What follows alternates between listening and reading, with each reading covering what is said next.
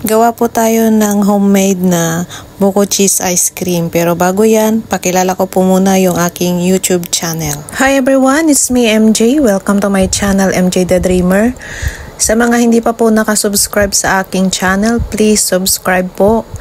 Paki-like and paki-share na rin po ang mga videos ko kung nagustuhan nyo. Thank you so much! Ito po yung mga ingredients sa paggawa ko ng buko cheese ice cream. Dalawang all-purpose cream, dalawang cream densada, isang box ng Eden cheese, tapos isang bote na coconut strips. So yung yung cream densada at saka yung all-purpose cream pinagsama ko sa isang malaking bowl. Tapos gagamit tayo ng electric mixer.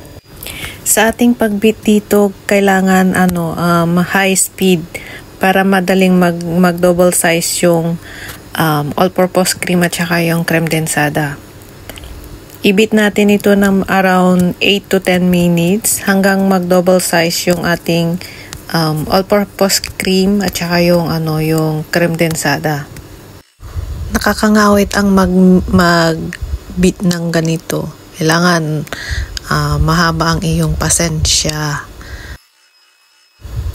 Nag-double size na yung ating all-purpose cream at saka yung cream densada. Idagdag na natin yung cheese. Yung cheese, hiniwa ko ng maliliit na cubes. Tapos, i-beat po natin ulit. Kailangan ma-mix yung yung cheese sa ating all-purpose cream at cream densada. Tapos, idinagdag ko na rin yung coconut strips. Dahan-dahan sa paghalo kasi maliit yung bowl na ginamit ko dito. Medyo umapaw siya. Umapaw yung aking ginawa. Buti na lang naagapan ko. Dahan-dahan lang sa pag-beat. Hindi na to kailangan mahina na yung pag-beat. So yan, nagawa ko na. Ilalagay na natin sa ating airtight container. Madali lang pong gumawa ng mga ice cream basta kumpleto kayo sa mga ingredients na kakailanganin nyo.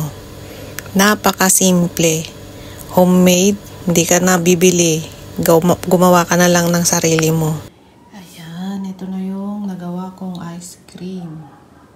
Buko cheese ice cream. Diba? Nakagawa na naman ako. Thank you for watching po. God bless po sa inyong lahat.